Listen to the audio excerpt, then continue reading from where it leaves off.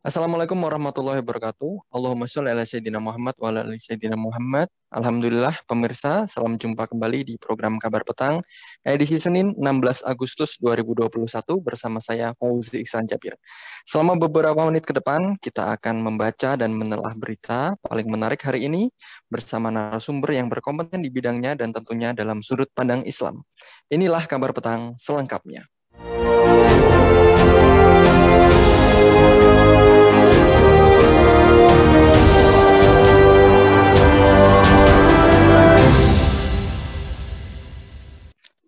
Badan Pembinaan Ideologi Pancasila (BPIP) kembali menjadi sorotan masyarakat. Yang terbaru adalah lomba penulisan artikel dengan mengangkat dua tema, yakni hormat bendera menurut hukum Islam dan menyanyikan lagu kebangsaan menurut hukum Islam.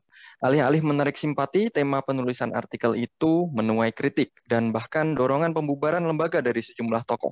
Sebetulnya ini bukan pertama kali BPIP menuai kontroversi. Untuk memperingati HUT RI ke-76, BPIP mengadakan lomba menulis artikel dengan dua tema, yakni hormat bendera menurut hukum Islam dan menyanyikan lagu kebangsaan menurut hukum Islam. Lomba ini pun menuai polemik dari berbagai kalangan. Wakil Ketua Umum Partai Gerindra, Fadly Zon, mengkritik lomba tersebut. Dia menilai tema yang diangkat menunjukkan kegagalan BPIP dalam memahami Islam dan Pancasila. Ketua Pimpinan Pusat Muhammadiyah Busyro Muqaddas pun mendorong pembubaran lembaga yang sebelumnya bernama Unit Kerja Presiden Pembinaan Ideologi Pancasila (UKPIP) itu. Apa saja kontroversi yang dibuat BPIP? Apakah BPIP berkontribusi positif bagi masyarakat? Apakah BPIP juga layak dibubarkan? Pemirsa, untuk membahasnya kami terhubung dengan seorang praktisi hukum, Bung Ahmad Hosinuddin SH. Assalamualaikum warahmatullahi wabarakatuh, Bung Ahmad. Waalaikumsalam warahmatullahi wabarakatuh, Mas Fauzi. Baik, bagaimana kabarnya Bung Ahmad? Alhamdulillah, sehat-sehat. Baik, Bung Ahmad, lomba penulisan artikel yang diadakan Badan Pembinaan Ideologi Pancasila atau BPIP memicu polemik. Lomba tersebut diadakan untuk memperingati Hari Santri Nasional.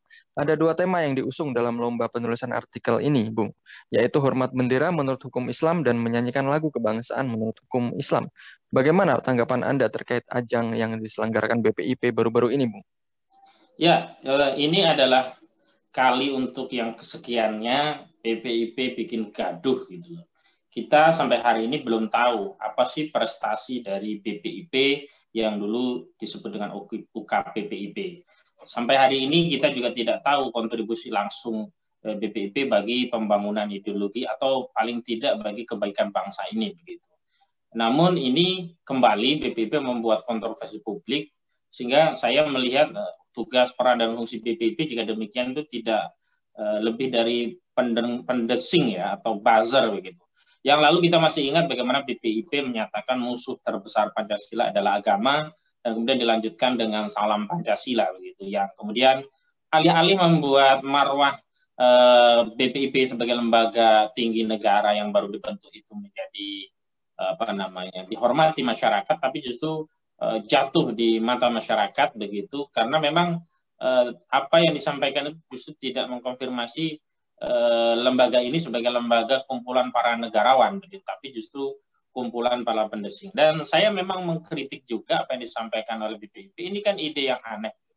Ide yang disampaikan oleh Antonius Beni Susetio ini kan sebenarnya cacat dari sisi substansi maupun dari sisi konteks gitu. Secara substansi semestinya jangan mengaitkan Hari Santri dengan ritual-ritual kebangsaan yang kemudian perspektif agama tertentu dijadikan standar untuk memotret peristiwa kebangsaan dan kemudian hasilnya apapun yang kemudian disimpulkan oleh penulis alih-alih menguatkan komitmen kebangsaan justru saya khawatir akan dijadikan dasar untuk membenturkan antara umat Islam yang satu dengan yang lainnya. Kalau motivasinya adalah objektif semata ingin mengetahui bagaimana fikih atau hukum Islam berkaitan dengan hormat bendera dan juga menyiapkan lagu kebangsaan Indonesia Raya, semestinya BPIP bertanya langsung kepada Majelis Ulama Indonesia, meminta fatwa kepada MUI, dan fatwa itu tinggal disampaikan kepada publik dan khususnya umat Islam agar mengikuti arahan acuan sebagaimana telah difatwakan oleh ulama.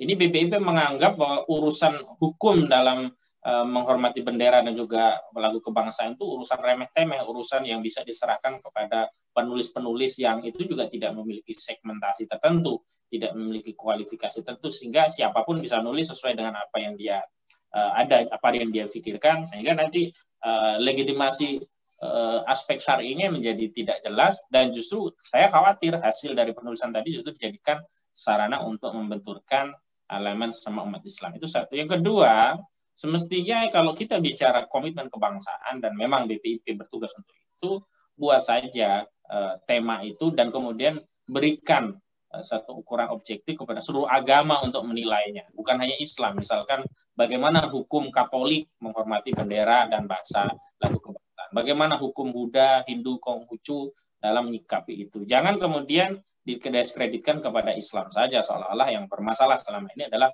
umat Islam, sehingga umat Islam harus memiliki perspektif yang lurus terhadap fikih-fikih atau pembahasan syariat mereka terhadap komitmen kebangsaan yang dalam hal ini ingin dikaitkan dengan ritual menghormati bendera dan juga menyanyikan lagu Indonesia Raya. Saya sebut ini sebagai ritual kebangsaan yang sebenarnya cukup saja itu diikuti apa undang-undang yang ada dan kemudian apa yang harus dilakukan. Tidak perlu lagi meminta legitimasi hukum Islam, sehingga jadi nanti agama-agama lain juga akan tersudut seolah-olah agama kami tidak memiliki peranata norma untuk menentukan bagaimana hukumnya. Kalau kita tanyakan kembali kepada misalkan kepada Beni Susetio, Antonius Beni Susetio juga tidak akan bisa menjawab bagaimana agama Katolik menghukumi hormat bendera, karena memang agama itu juga tidak memiliki aturan yang rinci sampai ke sana, dan hal itu semestinya serahkan saja pada norma kebangsaan. Udah selesai begitu. Lebih lanjut, sebenarnya ini juga tidak sejalan dengan konteksnya ya. Hari ini kan kita sedang dalam kondisi berduka, pandemi COVID-19. Terakhir itu ada 3,8 juta kasus infeksi COVID-19 dengan angka kematian di atas 1.600 orang begitu. Mestinya BPIP justru membuka atau membuat lomba karya ilmiah tentang bagaimana membangun empati di tengah-tengah pandemi, termasuk bagaimana mengontrol pelaksanaan penanggulangan COVID-19. Atau kalau mau lebih kekinian, bagaimana hukumnya korupsi dana bansos begitu yang dilakukan oleh PDIP, yang dilakukan oleh Juliari Peter Batubara.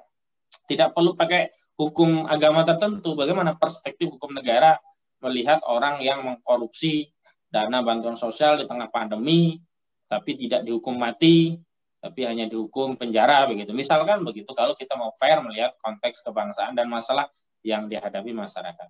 Alih-alih ini akan menimbulkan simpati, nah tadi justru banyak kritik dari tokoh-tokoh khususnya tokoh Islam, dan tentu saja mereka ya meradang, wajar, saya sendiri juga meradang. Maka saya kira tuntutan-tuntutan pembubaran BPIP hari ini sebenarnya adalah lanjutan dari tuntutan-tuntutan pembubaran sebelumnya, karena memang lembaga ini secara anggaran sudah menyedot anggaran, ya kan, secara manfaat tidak ada, bahkan yang muncul adalah justru menjadi sumber gaduh, sumber potensi perpecahan anak bangsa, karena seolah-olah BPIP itu mau mengarahkan perspektif kebangsaan pada perspektif yang dia yakini, tidak diserahkan kepada masyarakat yang memang majemuk, yang memang heterogen, punya pandangan, punya agama, punya perspektif, punya ideologi yang sangat heterogen, sehingga hal-hal yang kemudian dipaksakan menjadi homogen, menjadi seragam, itu kita ingat pada masa rezim Orde Baru yang saat itu juga ingin menafsirkan Pancasila sesuai dengan kehendak Orde Baru. Saya kira itu kritik saya. Baik, Bung Khosinuddin, apa saja sebenarnya kontroversi yang dibuat BPIP seperti yang tadi Bung Khosinuddin katakan? Mengapa BPIP beberapa kali menyentil nih umat Islam, dan juga apakah keberadaan BPIP ini dibutuhkan sebenarnya? Nah, apa yang dilakukan BPIP selama ini ya, misalkan mempersoalkan salam, kemudian mengusulkan salam Pancasila, bahkan menyebut bahwa agama musuh daripada Pancasila, sampai pada urusan lomba-lombaan menurut perspektif Islam ini, sebenarnya konfirmasi tentang sikap batin dari orang-orang yang ada di BPIP itu menganut apa yang saya sebut dengan, atau apa yang masyarakat sebut sebagai Islamofobia gitu. Jadi ketakutan yang tidak berdasar terhadap Islam, sehingga menimbulkan kecurigaan, sehingga kecurigaan tadi memantik berpikir atau pola berpikir mereka itu kepada narasi-narasi yang ingin mendiskreditkan atau memberikan perspektif yang keliru terhadap Islam gitu.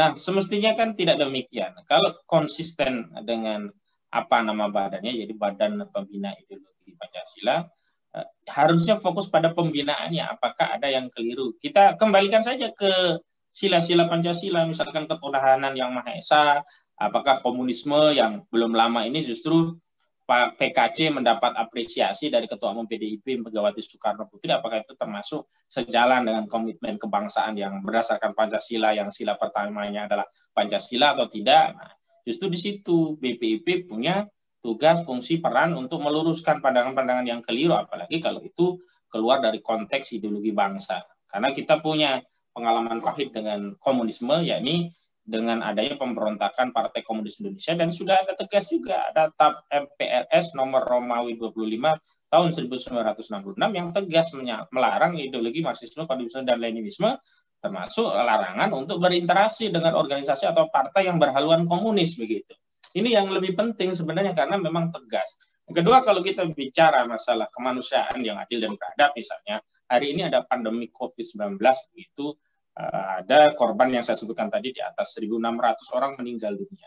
Nah, bagaimana komitmen keadaban dari bangsa kita yang tertuang dalam bentuk strategi penanganan pandemi yang hari ini penanganan pandemi itu tidak lagi menjadikan kesehatan keselamatan nyawa rakyat sebagai core dalam penanggulangan, tapi lebih mementingkan aspek investasi, bisnis, dan ekonomi. Ini terkonfirmasi di mana pemerintah sejak awal enggan atau ogah melakukan apa yang kita sebut dengan lockdown. Karena di lockdown sesuai dengan Undang-Undang Nomor 6 2018 kan jelas ada kewenangan negara untuk menanggulangi pandemi secara total, sekaligus ada kewajiban negara di sana untuk menjamin masyarakat yang terdampak pelaksanaan lockdown sehingga pandemi itu bisa dilokalisasi sejak awal. Nah, karena tidak bisa ditangani sejak awal, kan ini dampaknya pada dampak kemanusiaan.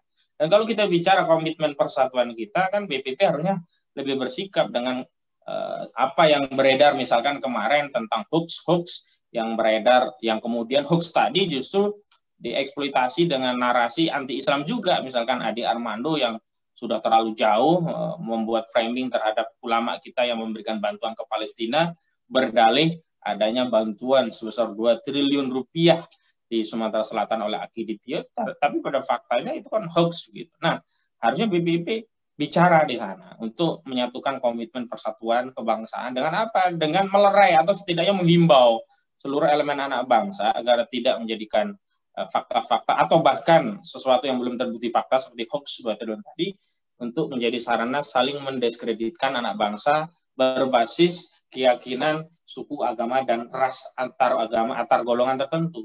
Karena kalau saya lihat apa yang disampaikan Adi Armando, Abu Janda, Denis Regar itu sudah syarat sekali, harusnya kena ketentuan pasal 28 ayat 2 Undang-Undang ITE 19 2016 tentang apa? Tentang penyebaran kebencian dan permusuhan berdasarkan suku, ras, dan agama antar golongan. Tapi itu kan tidak dilakukan oleh BPIP.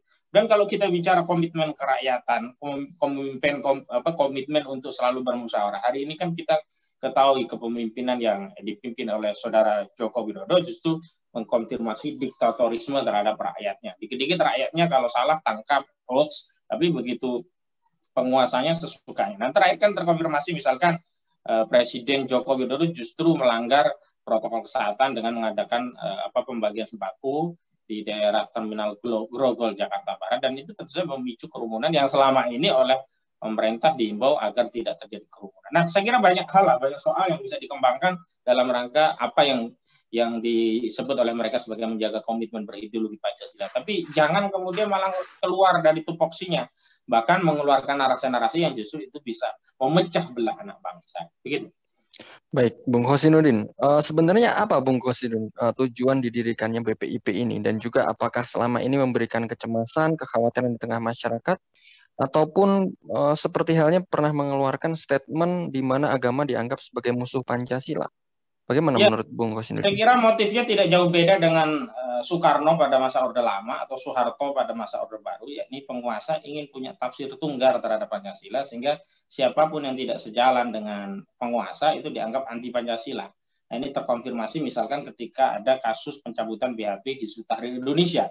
Di sana kan Hizbut Tahrir Indonesia dituding anti Pancasila, anti Undang-Undang Dasar 1945 karena dianggap mau berubah hanya karena mendakwahkan khilafah. Dan kemudian dengan tafsir sepihak khilafah itu dianggap paham atau ideologi yang bertentangan dengan Pancasila atau ingin mengubah Undang-Undang Dasar 1945. Padahal khilafah itu ajaran Islam. Khilafah itu sesuatu yang sudah dikenal, maklum min ad-din bi ad-daruri di dalam Islam. Tidak pernah juga dipersoalkan baik di zamannya Pak SBY, di zaman-zaman sebelumnya, tapi di zaman Joko Widodo ini dengan dalih tadi narasi anti Pancasila, dan itu juga senjata yang sama. Dulu Soekarno juga menuding lawan politiknya dengan narasi itu, Soeharto juga sama, cuman beda corak saja.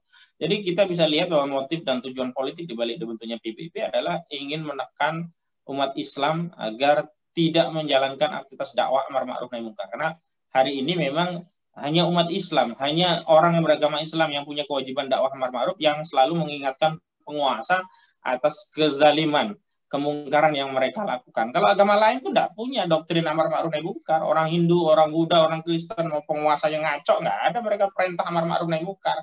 Tapi dalam Islam ada perintah itu, sehingga penguasa ini menganggap umat Islam itu sebagai penghalang mereka melakukan tujuan kekuasaan sesuai dengan perspektif mereka ya, kehendak hati itu, agar tidak ada penghalang. Dan ini terbukti. Dan kemudian mereka ingin melembagakan tafsir-tafsir itu melalui pembentukan sebuah badan yang kita sebut tadi BPIP. Begitu. Baik, Bung Hosinuddin, apa tanggapan Bung Hosinuddin terkait dengan RUU BPIP yang diusulkan oleh pemerintah?